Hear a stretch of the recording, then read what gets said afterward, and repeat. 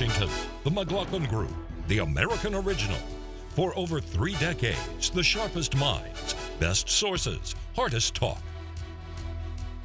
Issue 1, a deal with the devil? They don't talk to anyone unless he's a puppet, and they easily trample over the international law, which is about our sovereignty now.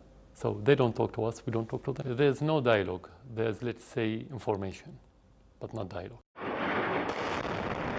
4 years since Syria entered a brutal civil war in which UN estimates suggest over 220,000 have been killed, President Assad of Syria is sounding confident, facing the hyper-aggressive terrorist army of ISIS, otherwise known as the Islamic State or ISIL, and the fragmentation of the so-called moderate rebels who oppose Mr. Assad. Western leaders have decided that defeating ISIS is the priority. Here's what Secretary of State John Kerry said last weekend. We are working very hard with other interested parties to see if we can reignite a diplomatic outcome. Why? Because everybody agrees there is no military solution. We have to negotiate in the end. That's a big change from what President Obama said 2 years ago. Back then, he said Assad had to go. That the only way to bring stability and peace to Syria is going to be for Assad to step down and to move forward on a political transition. Today, President Assad says President Obama has realized that supporting anti-regime rebels was a mistake. He said it's a fantasy. We all know it's a fantasy. Even in the Western media now, they are talking about the ISIS and al-Nusra and al-Qaeda affiliates, organizations and groups prevailing the ground. It doesn't happen suddenly. It's illogical, unrealistic to have suddenly shift from moderate to extremist. You have the same grassroots.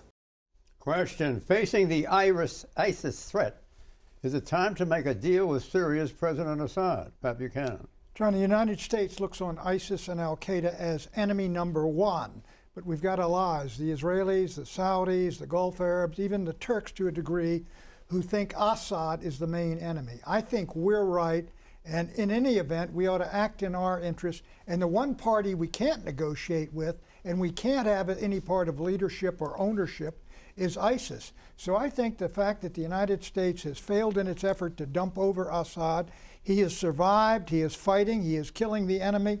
I think we ought to deal with him and tell the other allies we've got that, look, we're acting in our own interests here and we're going to do it.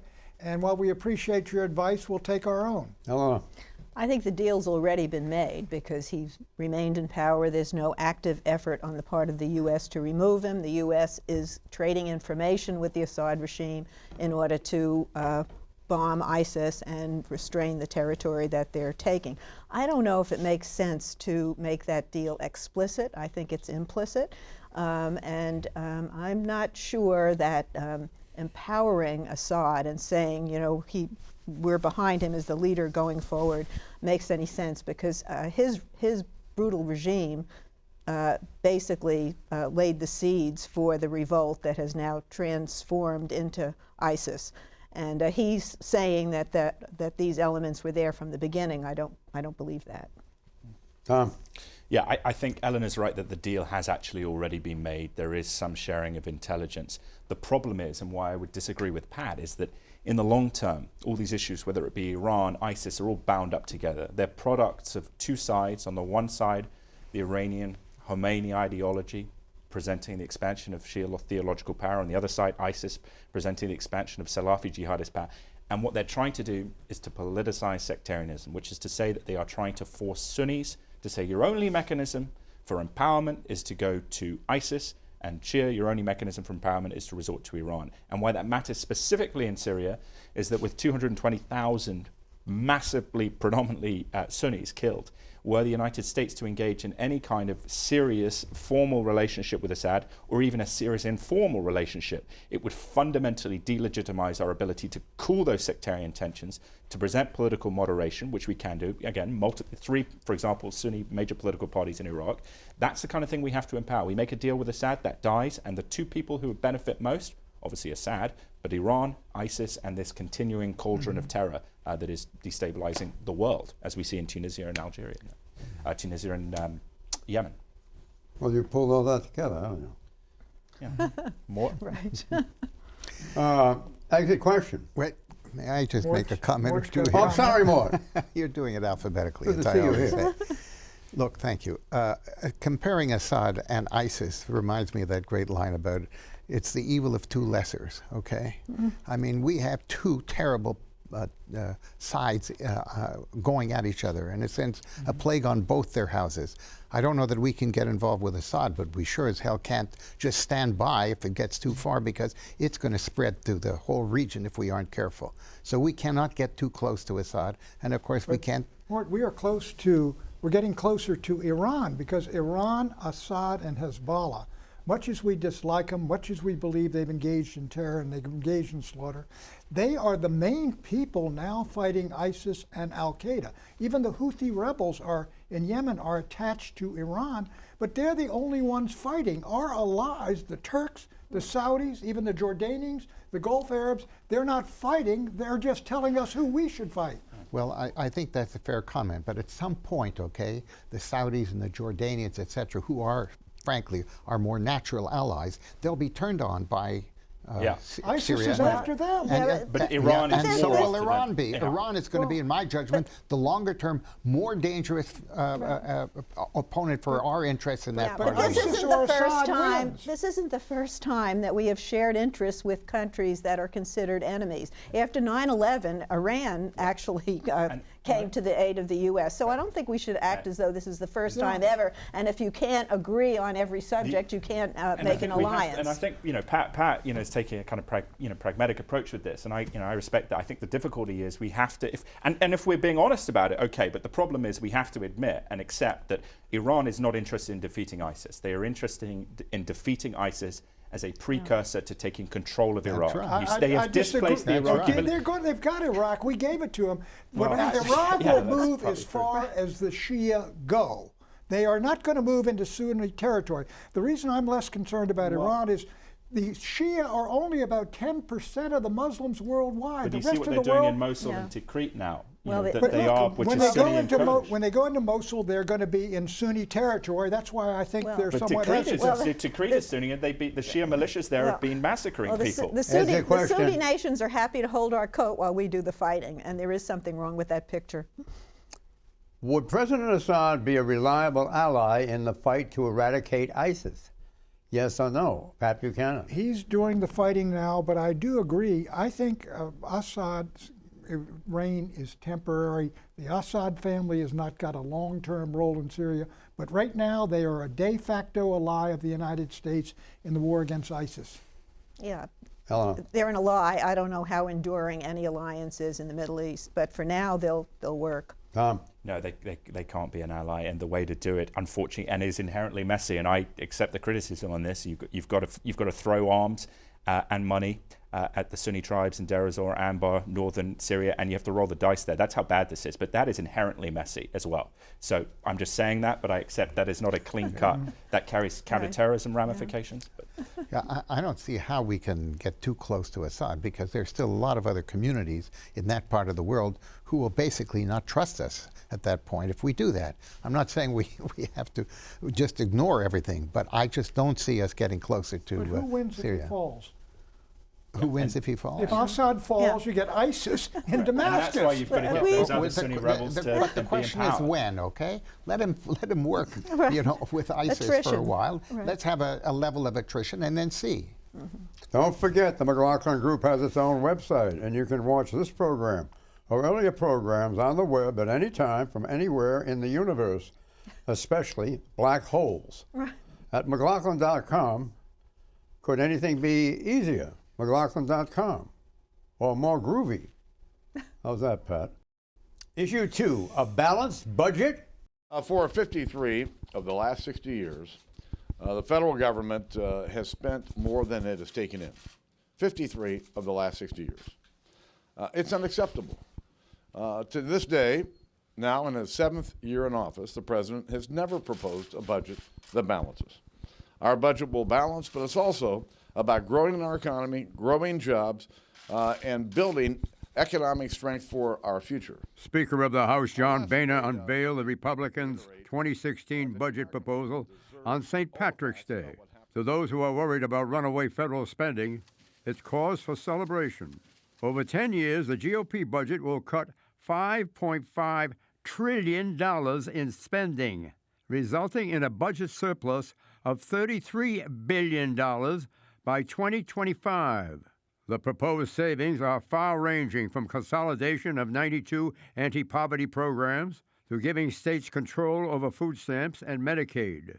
The GOP budget also includes spending cuts from repealing the Affordable Care Act. If enacted, federal spending as a share of gross domestic product will fall to 18.2% from today's level of 20.3%, and sharply below the 22.3% it is projected to reach by 2024 under current spending. The budget retains the controversial 2011 spending caps known as sequestration.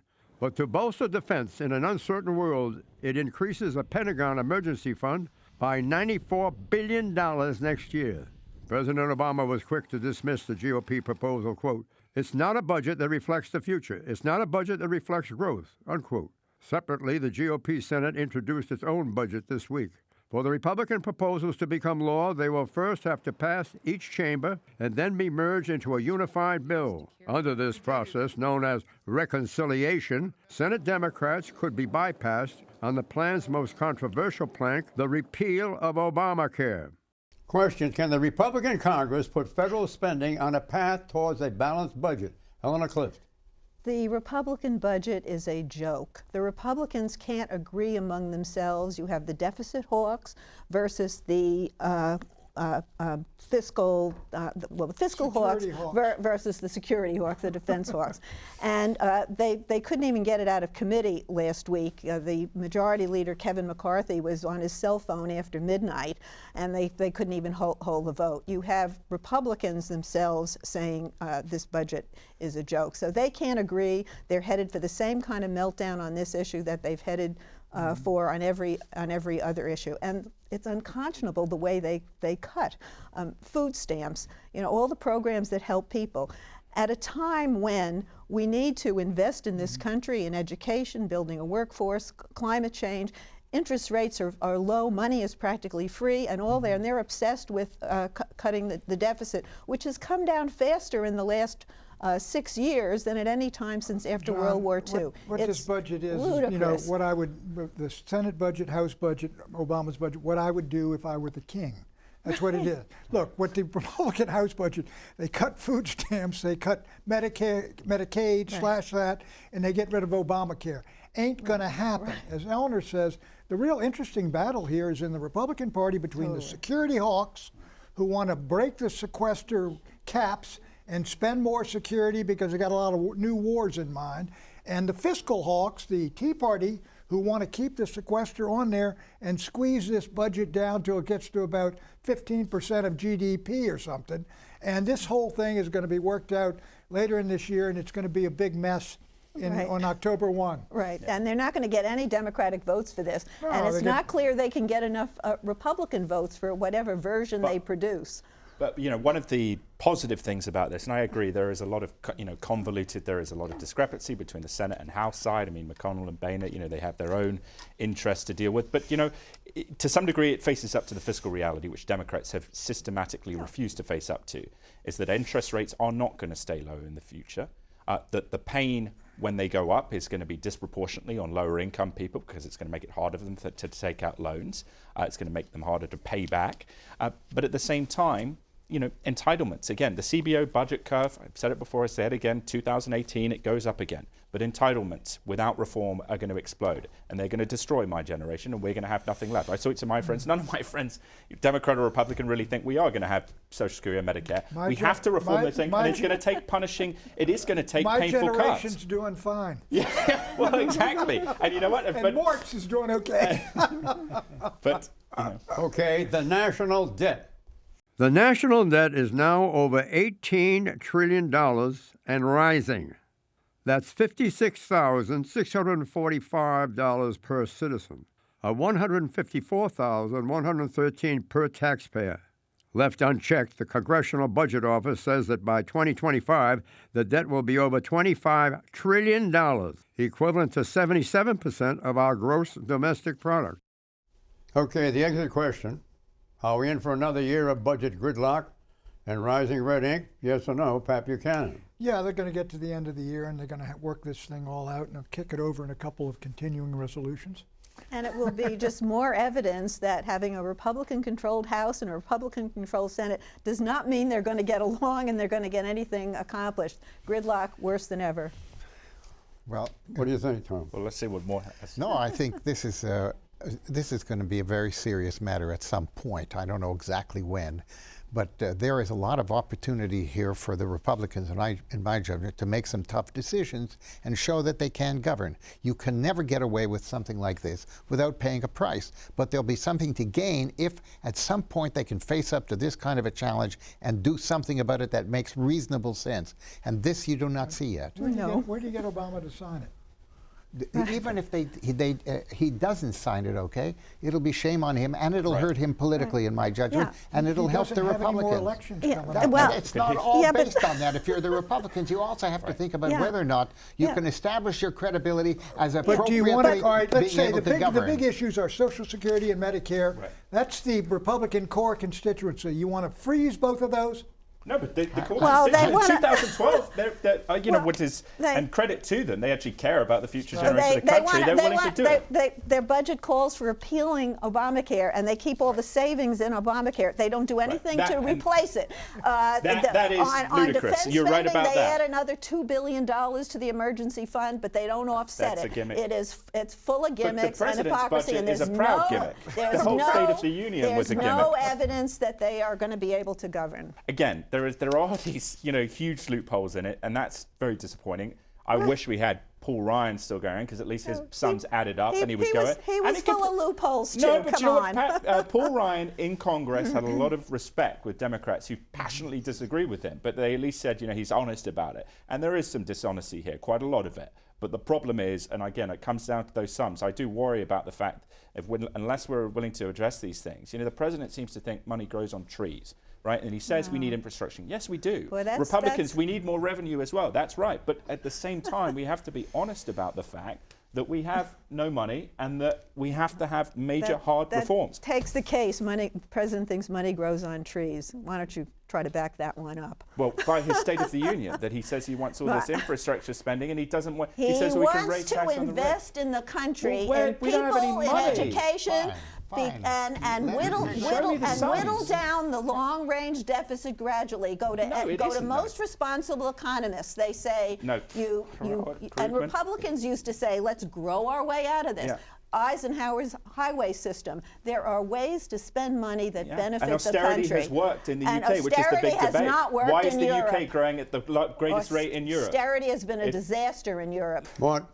Look, sooner or later we're going to have to address this issue because, frankly, we are really creating and digging a deeper hole for the next generation of Americans because they're going to have a much larger problem to deal with if we continue to just let this kind of ride with us. Look, you got 5 major items: Medicare, Medicaid, Social Security, defense, and interest on the debt. What are you going to cut seriously? Neither of these parties, Democrats won't do Medicaid, Republicans aren't going to do, nobody's going to do Medicare, nobody's going to do Social Security, even cap it. Interest on the debt, you can't do it, as you mentioned. Interest rates are going to be going up. National defense, you got Republicans who want to spend more, and more because they got more wars in mind. So you cut discretionary spending, which That's includes too medical, small. well, that's what this budget does. The Republicans do that. I mean, they wipe out medical research. They do all kinds of things that people want. You know, you can say people want. There is going to be a point at which all of this collapses. And if somebody is not able to lead the country to try and avert this kind of a thing, The we're in real European trouble. Union is already there. They're spending 49% of GDP spent by government. Greece is 59%.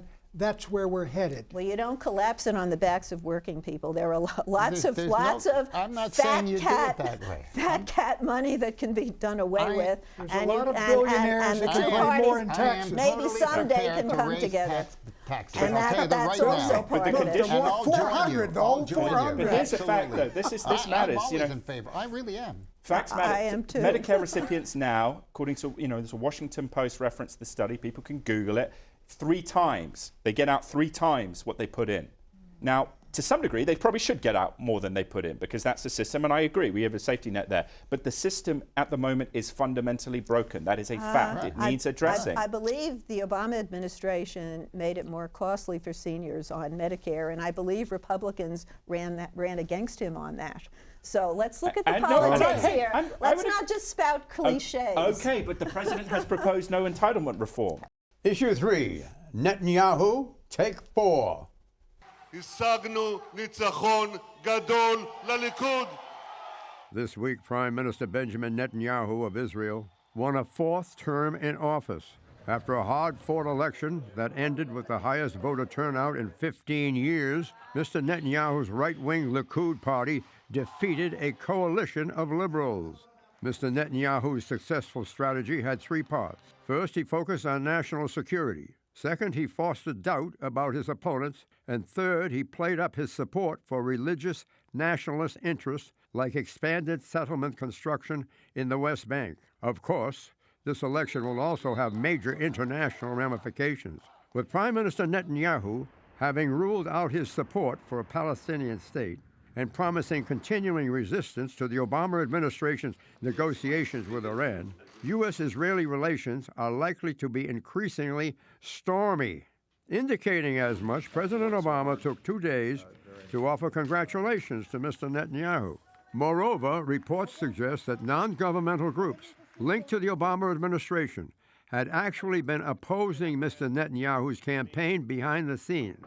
And now that the election has concluded, Obama administration officials are warning that the Israeli government must renew its commitment to a 2-state solution with the Palestinians. Absent such a commitment, they're hinting that the United States will drop its traditional protection of Israel from UN censure. Question: what does Prime Minister Netanyahu's re-election mean for America? Lord Zuckerman. Well, in the first place, there's something about this introduction that I'd like to straighten out. What he said was he would not want today, and that word today was in his exact comments, to go ahead with the recognition and the dealings with the Palestinians, primarily because he said they're very, shall we say, disorganized, to put it mildly, and they're still very threatening. And he specifically stated within less than 2 days that he did not mean that he will not do it. He said today, and today is not tomorrow. He just said for today because of the conditions that he has to deal with in terms of the radicalism in the Palestinian community and in the Arab world around him. And that's why he didn't think it was a timely way to do it. But he said it in the wrong way. He never should have said it in the first place, don't get me wrong. But let's not misunderstand what he said. Well, he said what he needed to say to win, and then he walked it back. So I guess you can kind of understand why he did it. He did what he had to, and now he's in the process of walking it back. The difficulty is going to be here, to what degree can the President Obama took a couple of days to call Prime Minister Netanyahu and congratulate him, which is a sign of the deep mistrust between the two men. With the Iran deal beckoning, or not beckoning, but certainly the timeline coming to a closure, it's going to be, the defining point will be, how does Israel react to that? How do Republicans reflect Israeli concerns? And how does that then interrelate with President Obama's priorities? So I think there are stormy weather ahead. Well, I think the president is obviously going ahead with the Iran talks. I mean, they're still very tricky. It's not just the U.S. and the Ayatollah, it's 5 other world powers. And I don't think, whether Netanyahu likes it or not, that he doesn't have the veto power over that. But the political ramifications of this, Speaker Boehner is now traveling to Israel. I think there has been something of a schism opened up among American Jews. They're not fully comfortable with Netanyahu. They're not going to walk away from him. Hillary Clinton, how does she deal with this? She's a strong Israel supporter. She doesn't want a headline that says that she breaks with the president. Excuse me, that she breaks with the president over Israel, but she doesn't want a headline that she's breaking with Israel. Politically, it's very short term, tricky. the Republicans are going to win because they only usually get 20% of the Jewish vote. Most they get is 35%. But I think there's a lot of American Jewish folks who share Netanyahu's view about the crisis they see in Israel, and Republicans will be seen as their friends. Dumont? Well, I do think that this is probably the most forthcoming the Republicans have been to Israel And the Democrats are really sort of undermining it. But I think Bibi understands exactly what the politics are here, and he will be able to accommodate it. My concern is that this administration, it's a personal thing to them, not just a political thing, okay? They just don't like Bibi. So I think that is something they're going to have to get over. Predictions, Pat. The first casualty of the U.S.-Israeli conflict, John, political casualty, will be the Israeli ambassador Ron Dermer, who set that deal up with John Boehner behind the back while the Secretary of State didn't know anything about it and the White House didn't know anything about it. I think the Israelis will recall him as ambassador and replace him. Really? What did he do wrong? He did something right for Netanyahu, but it was wrong for Obama, and I think the Israelis want a better relationship. Well, that would be... Netanyahu take care of him? Oh, sure, they'll take care of him. He didn't do anything wrong from their standpoint. Yeah, but that would be a real olive branch, wouldn't it? Yes. Yes, okay. Loretta Lynch, the New York prosecutor, will be confirmed as Attorney General in mid-April. In the meantime, Eric Holder is enjoying his extended stay as Attorney General, and he will keep pushing the envelope, especially on civil rights, until the last minute he serves in office. Tom. Jim Webb will be increasingly talked about in the coming weeks as a prospective challenger to Hillary Clinton, a serious challenger, because of the difficulties Mrs. Clinton has had both on the email issue and her sort of public presentation. Gasoline prices will go below $2 a gallon, given how our production of our own natural resources is continuing to go up. I predict for the fourth year in a row, early signs of strong economic growth might make a comeback this year, will peter out by spring. In the past several weeks, key indicators have started dropping, heralding another economic stall out for 2015. Bye-bye.